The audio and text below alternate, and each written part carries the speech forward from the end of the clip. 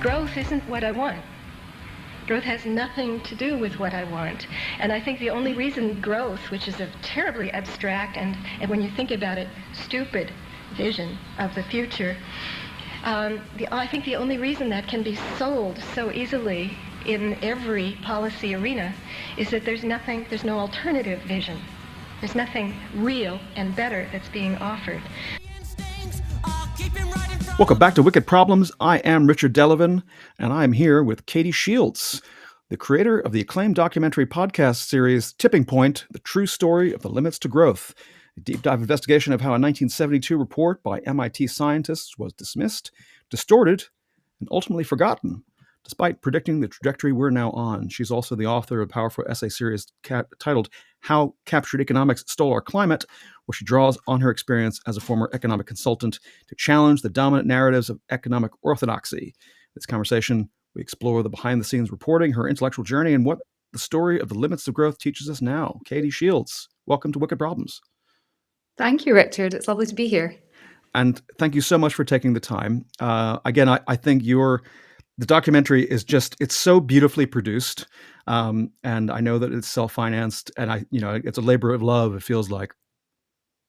Yes, and I should say it was co-produced, so it was very much a joint effort with my co-creator, Vegard Beyer. But yeah, the result of many years getting to this point. And but yeah, we're delighted that we got there, and the resonance that it's had. It's been really amazing and humbling as well. I mean, I suppose the book itself, I would have heard of the book, and I suppose I would have been influenced by a lot of the things that you expose in the documentary, in your research, about how intentional it was that I had a bad impression of it. That came out the year I was born, so it's not like I was contemporary reading it at the time. But at the same time, over the years, its reputation has kind of waxed and waned. But as you get into that's on purpose. But what was your own tipping point? How did you come to come across this book in the first place?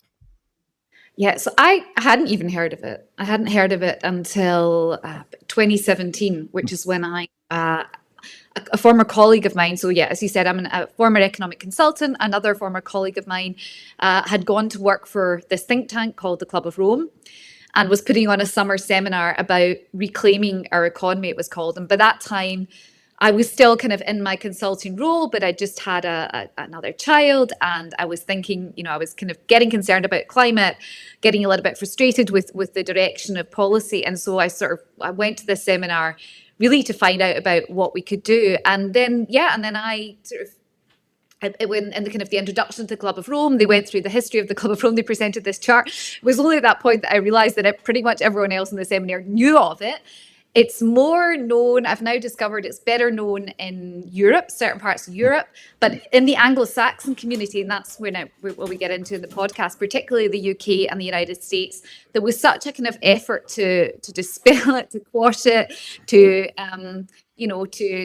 paint it as kind of this doomsday rubbish scenario that it hadn't really crossed my radar at all until then I saw this chart, the famous sort of standard run chart, which shows kind of industry, population, food production, everything's sort of going up in exponential terms and then hitting this tipping point, which hence the name of the podcast, where we get overwhelmed by the destruction of nature, the amount of pollution, and it starts to impact human well-being and eventually our civilization. And I was looking at this chart going, why have I never heard of this? What's going on? So yeah, I wasn't even on my radar until that point.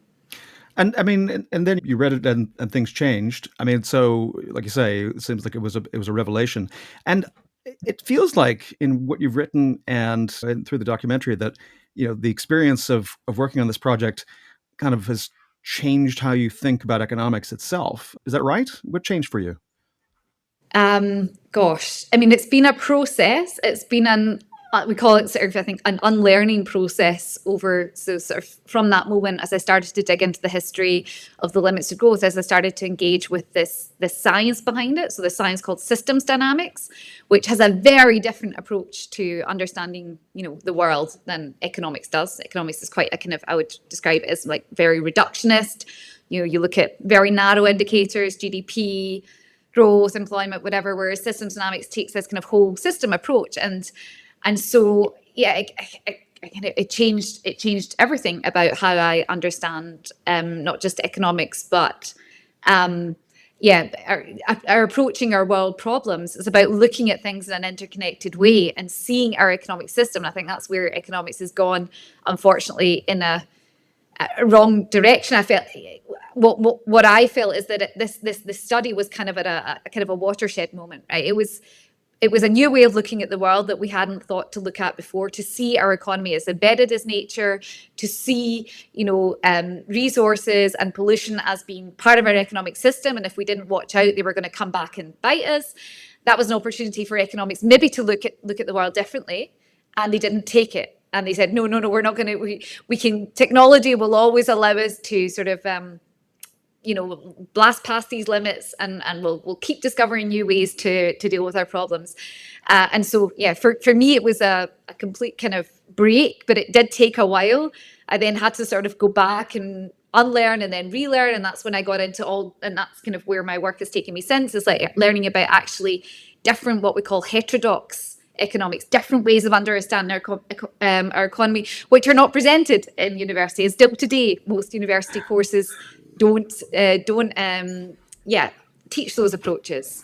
And in fact, I mean, I was listening to the Oxford was one of several universities that had this like 24-hour live stream right here, right now, about kind of the combination of climate change and human rights. And so there was the UN Undersecretary Volker Turk, and there was Kate Raworth, who I think you refer to, and like she was actually on the panel with Justin Rowlett, talking about donut economics, and he referred to her as heterodox, and she got very offended. So, oh really? Yeah, but because I think her point is that this should be the mainstream. This should be the thing that people are taught.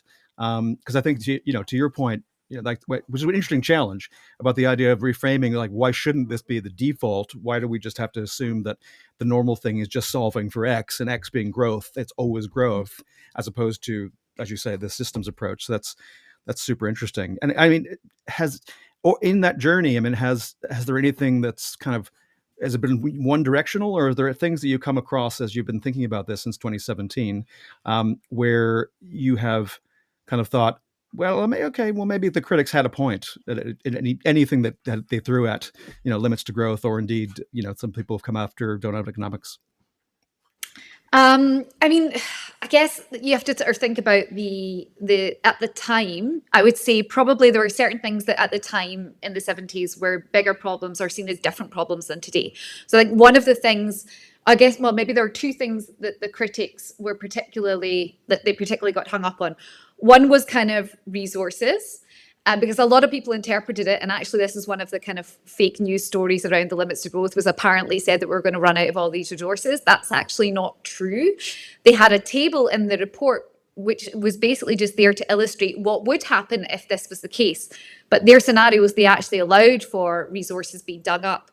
But what I think is important, what a lot of the critics didn't understand, is that it's not just about whether we can, the Earth's crust has surely got plenty of resources, but it's, where those resources are, what biodiversity you might have to destroy, or what communities you might have to destroy to get them, and also the energy required to get them, and then the quality. So as we dig more into the crust, you need more energy, the quality. We're seeing this with a lot of like copper right now. It takes a lot more energy, and you have to dig up so much more land just to get the same quality of copper as 50 years ago. So I think the critics were, there was quite a narrow interpretation, and obviously, the model was still a fairly simple model. I mean, they were working with the best computers at the time, literally the best mainstreams, I think even better than the ones that sent the Apollo to the moon, but it was still, rudimentary. So I think it was the resources is probably one thing. And I think another thing which has been important to sort of tease out more recently is that there was also another kind of movement in there about, population growth. And you had like Paul Ehrlich and the population bomb. And I think that that discussion was probably could have been also quite detrimental to them, because certainly, and I think one of the important things that we wanted to get across in this podcast is that this book was written by Danella Meadows. It was not the Club of Rome. The Club of Rome actually sort of kind of distanced themselves almost from it. It was a report to the Club of Rome written by this MIT team, led by Dennis Meadows, and his wife Danella Meadows was an integral part of that team. And it was her book. It was actually she actually pushed to get this out there, and she was, they were obviously concerned about population, but very much of the Western world and the consumption.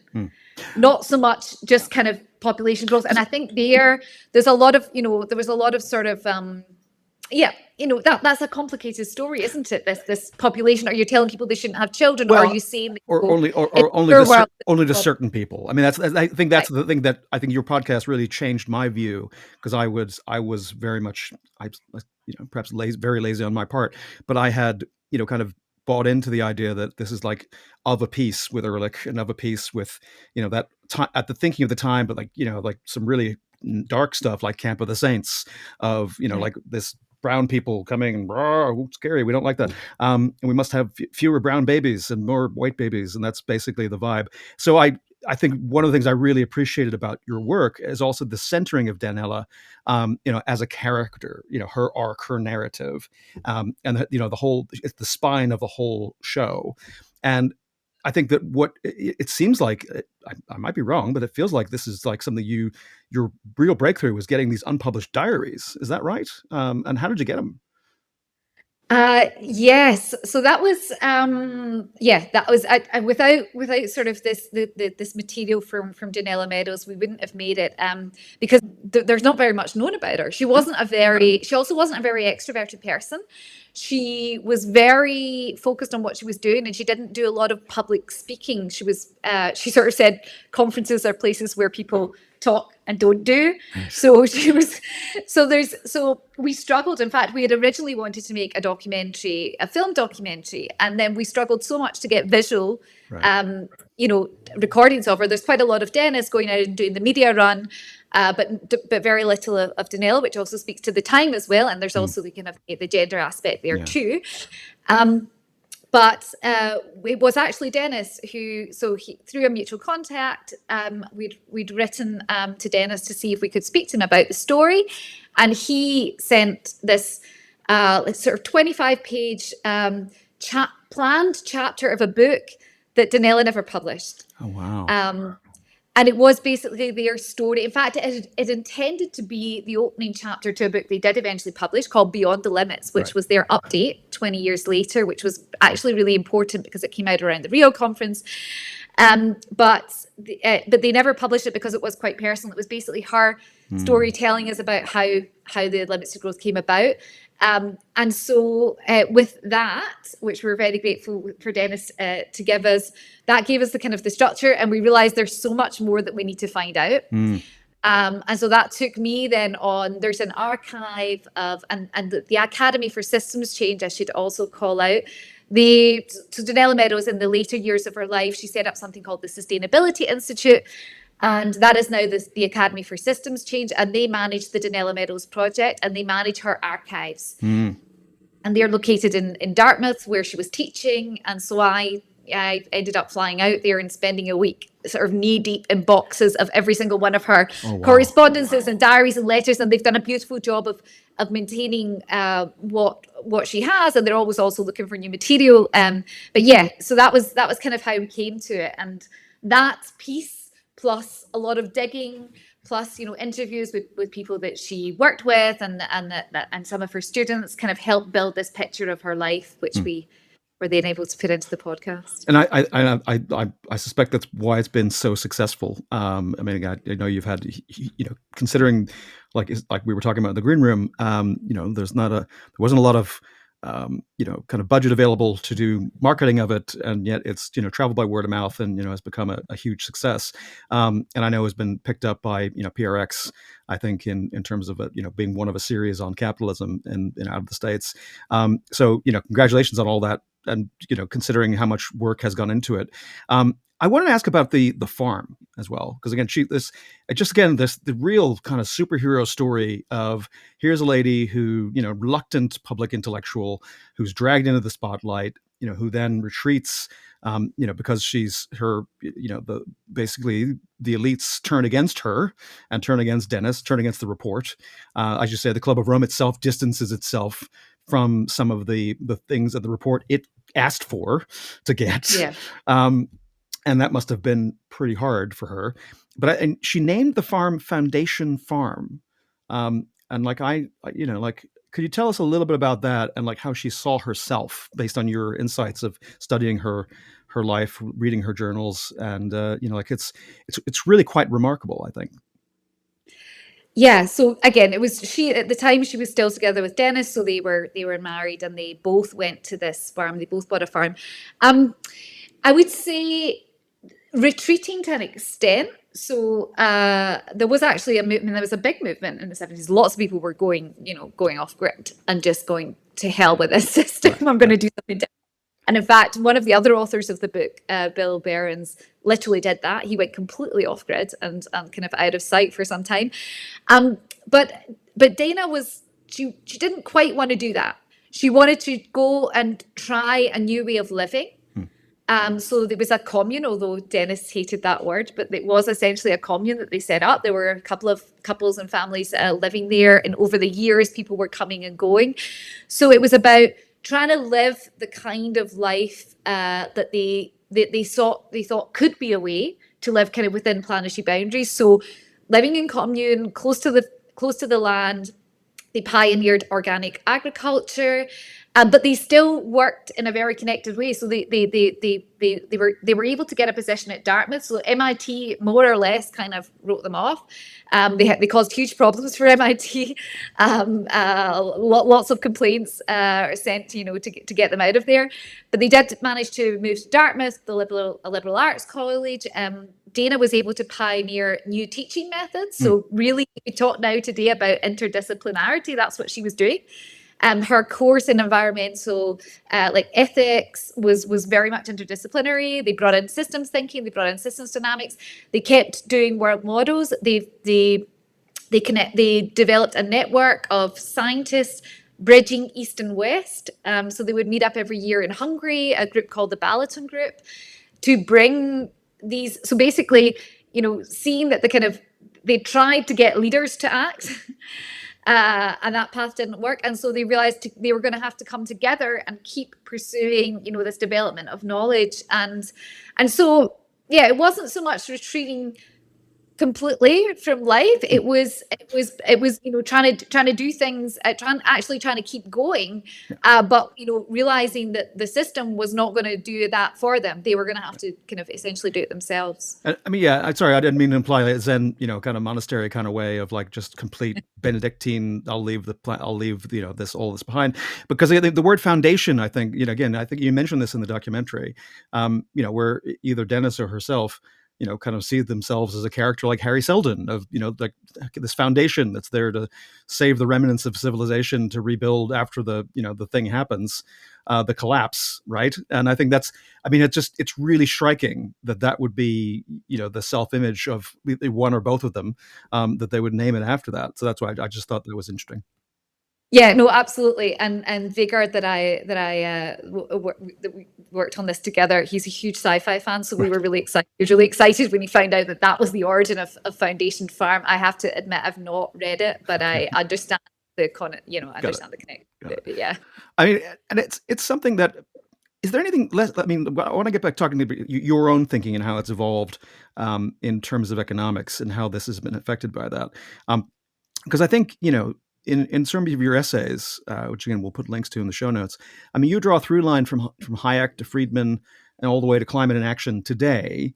We're now living through an age where we're having some new incarnation of it in the abundance discourse, versus the limits discourse or scarcity discourse. Where your Ezra's Klein, your Bastani, your even Elon Musk, all style themselves, whether they like it or not, they're all on the same team in terms of putting themselves in a position where they're saying there are no limits to growth. There are no limits to abundance. Abundance is necessary because it's the only politics that works. That's like we just seem to be stuck in this track. And I'm not saying that there's nothing appealing about it. There's, the politics of it are frankly speak for themselves about why they're effective. But I guess it's a challenging story to have to tell and keep people with you to talk about, limits. But this is, from what you're saying, why we're kind of stuck in action on climate. Is that right? So I think, one of the reasons why we're stuck that I've kind of come to is that economics has not acknowledged limits. So mainstream economics, so it's kind of the only, I would say, it's almost like the last man or woman discipline standing. That it's not acknowledging that our economic system is fundamentally 100% based on nature. We have a finite planet, a closed system. We cannot keep undermining our ability to, to live essentially, and to have these life-sustaining systems that support everything. And so what I explore in my essays, I was trying to explore how we got to that stage. So why? We're now 6 planetary boundaries have been overshot according to the work of Johan Rockström and the Stockholm Resiliency Centre, and there's pretty much broad agreement. And there was a recent survey done of climate policy makers who all, with a large percentage, I think it was something in the 70-80% range, said they doubt that we can grow our way out of this problem. So there's a large acknowledgement that we can't do it. We've been trying to do that for more than half a century, and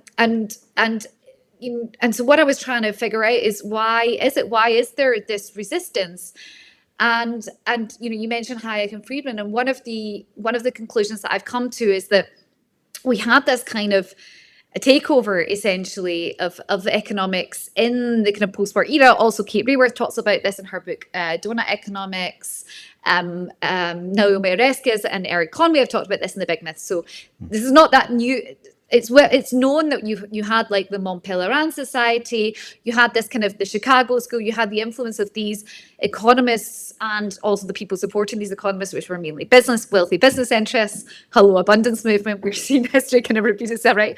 So, who wanted to sort of challenge the kind of the dominant post-war economic story, which was Keynesianism, which was kind of big state and capitalism. There wasn't kind of a growth challenge there, but it was reining in these kind of animal spirits of capitalism, and the neoliberal movement didn't want that. And they saw their opening in the 70s to, with the oil price crash and so on, to get in. But I think what a lot of people don't realize is that they also took over the discipline of economics essentially at that period. And that is what I've been trying to investigate in my essays as to why. So what happened was the Chicago School was hugely influential.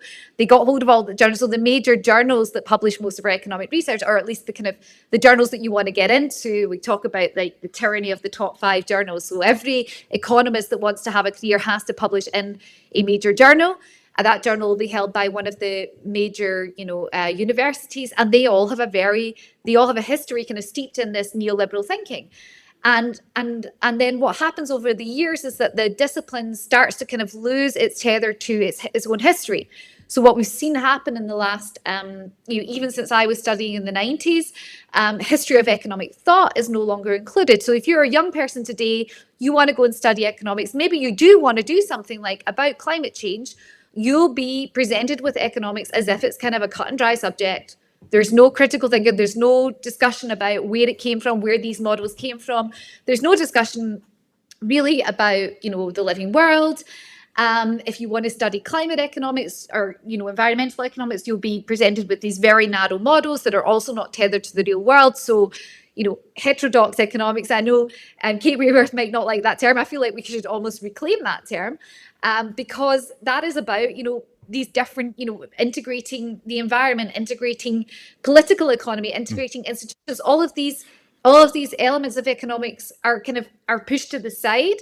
And I think we're really doing a disservice to young people because we're not offering this broader way of understanding our economy. And what that then leads to that's the only narrative we hear. So that is why the abundance movement can be so strong, because there is no counter. Economists are not coming out and saying, oh, wait a minute, no, there actually are limits to growth. because it's not in their models. And so as long as economics doesn't engage with that, it's going to allow these kind of counter movements to flourish, and then it impacts, our discourses, our media, and so on. I mean, so two things I wanted to ask based on that. I mean, one is, I was just reminding myself the title of the book. I didn't want to get it wrong, but there's this book that came out 25 years ago, "The Death of Gentlemanly Capitalism" by Philip Auger, which talks about the Big Bang in the City of London, right? And basically a real world kind of impact from that, what you described, right? This kind of very refined, 100% uncut, like the pure Colombian, just snort that stuff up, version of capitalism. Whereas before, there was this kind of sense of, there were norms. They weren't rules that were written down. There wasn't explicitly like, we're going to limit ourselves. We're going to discipline ourselves in doing things in a certain way. There are certain trades we're not going to make, because that would be bad. It wouldn't be cricket to do that. And that was enough for a long time to keep check on certain things. And then that just kind of all went out the window when this, the Chicago School, and it went into the ascendancy, and then that got turned into policy around the world. Is there any going back to that sort of thing where this moderation comes in, or have we now found ourselves in a position where it's either the abundance guys are right and AI is going to create this, insane future where we don't have to worry about this stuff, or is it going to end in collapse? Are those the only two outcomes that we can look forward to? Because you hear someone like Peter Thiel, right? When he's talked about limits to growth. When he talks about it, he talks about this. Well, of course, there can't be limits to growth because of debt. Because capitalism is predicated on the idea that if I have an asset that I'm going to now borrow money to acquire, I have to have a future 30 years from now where the economy is going to be bigger, because otherwise I'll never be able to service that debt. And we're all on this treadmill, and there's no way off unless the system collapses or we get AI singularity and we all just, never have to work again. So, I mean, what if Peter Thiel were here and you just heard him say that, what would you say to Peter Thiel to try to get him off the ledge? Gosh, it's really hard when they're so far gone like that. Well, I mean, he's right in the sense that the economy we've got a debt-driven economy. I reference Steve Keen as well at my essays, who's been really influential in me on understanding kind of how the money part of the economy and the resources and the energy part. So yes, as long as we've got we need to repay debts, that's one of the things that drives growth. But also, and this is where anthropology comes in, and people like, I don't know if you ever read David Graeber's Debt, the first 5,000 years has been wonderful on this, is that we also, money is a human construct. Yeah. It's a social contract. It can also be cancelled. So yes, it is an imperative right now that is driving this system. And so yes, it needs to be dealt with, but it's not tied to real resources. A bank can go and create a loan tomorrow, and it doesn't go and look and see if it's got money in the account, but it also doesn't look and go and see, hey, do we have the resources to produce whatever we're giving you the money for? There's no tether to the real world. So yeah, it would if we don't deal with that, if we don't deal with this endless money creation not tied to the real world, then yes, we will have the collapse. Because I don't really understand. We still need to eat. Exponential growth, like on a finite planet. We can't sort of use up all the resources and then suddenly unless we are just machines by that point. I don't know if that's where Thiel's going, but that sounds pretty dystopian. Some people have read that into what he's been saying. Yeah, absolutely. And I do think the other reason why you have to go to the asteroid belt and go into space is because that's the only way you're going to get these other materials. Anyway, we could go down that rabbit hole, but that's not why we asked John. So I want to get back to talking a little bit about the documentary and Danella, because I think, again, it feels like when you speak about her, it feels like you, across time, it feels like you developed a real connection. It feels like to her as a character. It feels like you got to know her. And I mean, what do you think of her journey? Do you identify with her? Do you see yourself in her? I mean, how do you relate to her as a character, given that you've never had a chance to meet her in real life? Yeah, again, I was very, very, very fortunate because of the work of the Academy for Systems Change, that they have been able to put so much of her resources. In fact, you can read some of her work online on their website, the Danella Meadows Project. And what they published, one thing that they published is that following her divorce from Dennis, it was an amicable divorce, but it was also for her a kind of threshold point where she decided to put more of herself out there in the public domain in a way that is radically transparent. I would say she was radically honest. In fact, she names truth telling as one of the key competencies that we need to develop. We need to tell the truth. And so she had this way of speaking that was so kind of honest and raw. She would write these monthly newsletters she called Dear Folks to people. This is before it was like a blog before there were blogs. So it was like her Substack, Dear Folks. And she would talk about everything from, work on the farm to whatever sort of global project. She was working on global hunger. So she would sort of describe her life, and she would also put herself in there. I mean, she went through some pretty traumatic experiences. She had a brush with cancer. She lost her life partner in an accident. So she was, she would put all this out there. So I was able to get into her through these letters. And so I think that was so valuable to be able to then use that to sort of try to portray her personality, through the narrative that we developed. I mean, I think and again, there's a lovely quote. I can't remember if it's actually audio from her or if it's just a quote from her, but like, was tell the truth, but don't dramatize it. Give people ideas of what they can do with the care they already have, which I think is just a lovely, lovely sentiment.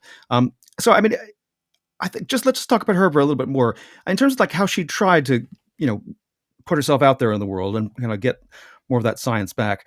I mean, how do you think she, by the end, because she didn't live to see a lot of her, the things that she was writing about come to pass. But, was her intent, do you think, a la Harry Seldon, like to warn the world about like, this is coming, guys. And like, it feels like she must have been a very lonely figure towards the end, of like this prophet in the wilderness who people weren't, giving due attention to. I don't know that she was surrounded by a lot of people that loved her and that she loved, being in this kind of commune setup as well. I don't know if that's where she landed. I think that other people in that community did, to an extent. I think there's a kind of yin yang as well aspect to how we communicate, and I think what she embodied this. I mean, she talks about loving. She talks about, in fact, and I'm going to forget the 5 of them. So I said truth telling is one, learning, networking, so being in connection with other, and loving. And what is the other one that I'll come back to? Envisioning. And so she talked about how and there's a famous actually video, maybe this could go in the show notes because I feel like everyone needs to watch this video. She did this meditation at a conference. She was supposed to be giving a very technical speech, which would have probably been about limits and the track that the world was on. And she ended up throwing her notes away after having a conversation with someone beforehand, and just guiding the audience through a meditation on visioning, and basically saying, if we cannot imagine the world that we want to live in, we are not going to get there. We need to have this vision and hold it. And so and that's also part of, the way that she wrote. She wrote with this, coming from this perspective of, there is still so much to save. We need to hold this vision, and we need to articulate it, and we need to make it colorful, and we need to bring other people on board with this.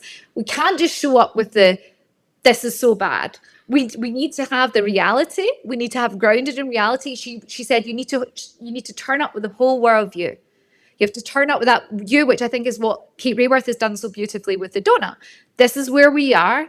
Now let's talk about where we want to get to.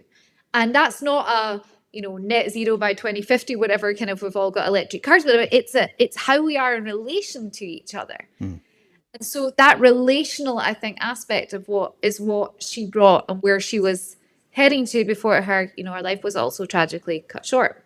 Yeah. I mean, How do you feel about the project now? I mean, you've given us 35 minutes of your time. I really appreciate that. We're going to put all those things in the show notes, and definitely, I haven't seen that video. Actually, let's go find that myself. Sounds fascinating. But I mean, the project has, kind of changed what you're doing. It's had such an impact. People have seen it now. Where do you want it to go from here? Well, we're delighted that I think we've got about 100,000 listeners, which is, we were happy with a few hundred in the first week that we launched it. So, I still think it could be more. So we're still keen to find ways and platforms to, people are using it in teaching, and they're using it in, all sorts of ways, which is fabulous. We are actually discussing with producers about making it for the screen, so that more people can be inspired by the story, which is actually a story of moving from sort of, knowledge to action. So we think it's an empowering story, and I'd love more people to engage with it. On my side, I'm trying to work on the area of the system that I think I might be able to shift, which is around economics and economics education. So I think that's where I'm going with my essays, and also with the teaching that I do, is to try to. I think we need to articulate that it's the mainstream narrative, the abundance narrative, is not grounded in the real world. It's not grounded in science, but there are alternatives, and those alternatives need to get more airtime, and they also need to be. We need to have more research, and we need to have more, policy making moving in this direction. So that's kind of where I'm trying to take it at a personal level. But yeah, I mean, just more people finding out about this and finding ways that they can act in their spheres of influence is kind of like ultimately what drives me, and what drives us as well with getting this story out there. And if Danella was here today, what do you think she would be doing? What do you think she would be saying about our current situation as we are? Oh gosh, you put me on the spot. I still think she would be showing up. She would be showing up with a worldview. She would be telling it how it is. She would be questioning growth. She would be definitely questioning the abundance narrative. But I think she would still be compelling us to see that there are alternatives, because it's true. It's a human constructed system, and we have possibilities to change it. So I think that I would like to hope that she wouldn't have been, completely, she wouldn't have retreated to the farm. She'd probably be spending a lot more time on the farm, but I think she would still be here carrying that message. Right. Well, I think that's a perfect place for us to leave it for today. Katy Shields, thank you so much. You can find Tipping Point, True Story of Limits to Growth, wherever you get your podcasts, and Katy's writing at katyshields.medium.com. And if your paradigm is cracking, let us know what you think is coming through. Katy Shields, thank you again for coming on Wicked Problems. Thank you so much, Richard. It's a pleasure.